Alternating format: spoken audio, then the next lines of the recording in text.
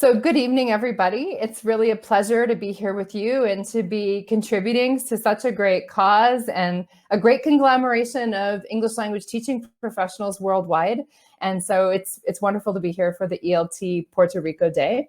My name is Jennifer Uhler, and I am dialing in from Brasilia, Brazil, where I am the Regional English Language Officer working with teachers at the U.S. Embassy. I'm here representing myself, and I'm excited to speak to you a little bit about what I think is one of the fundamental parts of learning, and ultimately one way that we as English language teaching professionals contribute to world peace. So I'm an idealist at heart, and that's a little bit about what I'll be talking about today.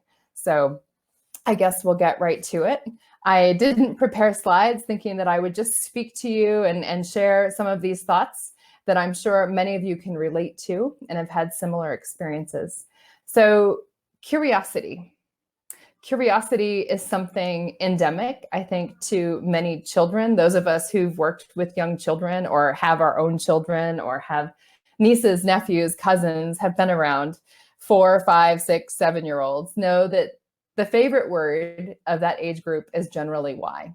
And you can run yourself down a very interesting line of inquiry by merely asking why to every answer to a question that is asked. And it's almost endless. And at those ages, we know that curiosity is part of the daily exploration of life. Not only why, but what and who and how.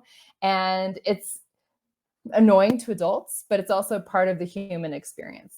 And it's interesting that as we get older, even not much older than that 4, 5, 6, 7-year-old mark, when we're 10, 12, 15, 30, 40, 50 years old, we suppress that curiosity for multiple reasons. And I think that's really a shame. We often need someone or something to spark our ability and to bring down our inhibition to ask questions.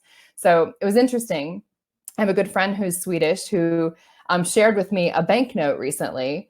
And there's a quotation on Swedish banknotes that I found connected to this topic, which is from Carl von Linné. And it says, "Find wonder in everything, even the most commonplace." And I think that mantra is something that I find connected to my own experiences, both as a learner, someone who's lived outside of my home country, an educator, and now as someone who works with teachers. So curiosity for me is a demand for knowledge for its own sake. And an interesting thing about curiosity is that it is not satisfied by information, but it's rather fueled by information. So the more information we have, the more that we want to know. And another interesting thing about curiosity is, like many things in life, it's a double-edged sword. It's both something good, it's a virtue, but it's also seen as something dangerous. Perhaps you've all heard this expression, curiosity killed the cat, something dangerous. I grew up reading children's books about Curious George, this monkey who is constantly curious and doing things that get him in trouble. And so it's interesting to think about curiosity both as something positive and something that the world views as negative, which might be why sometimes as we mature, we suppress that. So I want to talk to you a little bit about my own experience. I grew up in the mountain state of Wyoming, which is very beautiful. It's the least populated American state, has lots of wildlife, not a lot of diversity in the time that I was growing up, in a town of about 16, 17,000 people, in which there really wasn't any internationalism. There was a lot of nature and a lot to be learned there, but not a lot of what you would say globalism or the world or contact with other cultures. And so in this working class coal mining town in Wyoming, I had a lot of curiosity about what was out there and what was over there and what about those people. In the pre-internet days, we actually couldn't Google, and there wasn't even access to a national or an international newspaper in my town. So coming from kind of a monolingual, not very diverse place, I took the first chance I could get, and I joined an organization called the Peace Corps, which sends volunteers from the United States to other countries to learn the language, experience the culture, help out, whatever that might look like, and then to bring that experience back to the United States to enrich and help all of us understand each other better. So sure enough, I joined. I was sent to the country of Slovakia, where I lived in a village of 4,000 people in the Carpathian Mountains for 2.5 years. And I learned Slovak, which is a difficult but enriching journey, and explored a culture that I think, culture of small town rural life that wouldn't have been available to me otherwise. And through the experience of observing, interacting, understanding village life, and having that experience of really being the other, I was the only foreigner or international person for a long way around.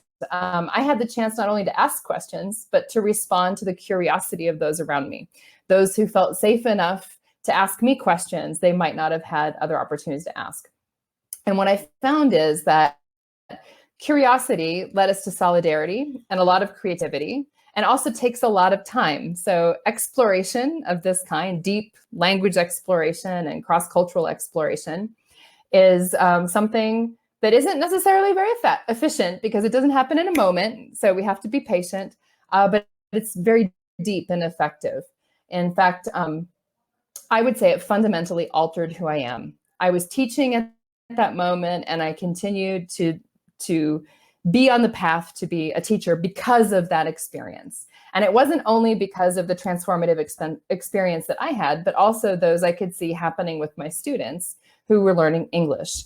And it occurred to me at that moment, which is more than 20 years ago, that English language classes, or language classes in general, including my Slovak classes or the other language classes I've taken since then, created a space for dialogue that was very special, a space for curiosity, especially when the ambiance was very safe, that leads to humanizing what we otherwise think of as the other through this kind of exploration, conversation, relationships, and ultimately, this is the world peace part, it creates a more peaceful planet. So I had an English club of adults who were pretty skeptical about the United States at that time, who had absorbed most of their knowledge about Americans through films, television series, and rumors, people who'd maybe been there once or twice, but had never met someone, and certainly didn't consider my background to be the kind of American that they wanted to encounter. And so we had deep exploration about political topics at that time, as well as the state of the universe, the way that we looked at marriage, at food, at relationships, at almost anything you can imagine. And one of the things that happened through this curiosity exploration was that we learned how to empathize with one another, to try on the other person's shoes. And ultimately, I think that we reduced conflict that we might have had, or animosity towards another person. So the research says actually that curiosity makes us less likely to fall prey to confirmation bias. Ultimately, we're less likely to stereotype people. Curiosity makes us more open, and it generates alternatives. And I found that to be true, not only in that setting, but in many places where I've been a teacher since then, as well as many international settings. So what does this mean for English language teaching professionals?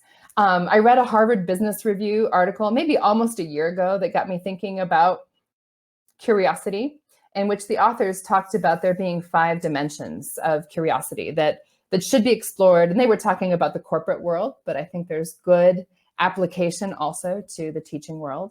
That the first dimension is, they call it deprivation sensitivity, but basically recognizing there's a gap in what I know, and that it's going to make me feel better to know the difference. So curiosity, part of it is wanting to fill in the gap. Another part is joyous exploration, being consumed with wonder, which certainly happens when talking about culture, but also in figuring out language puzzles. The third part is social curiosity, talking, listening, observing others. So some of those soft skills that we focus on, particularly in the communicative classroom.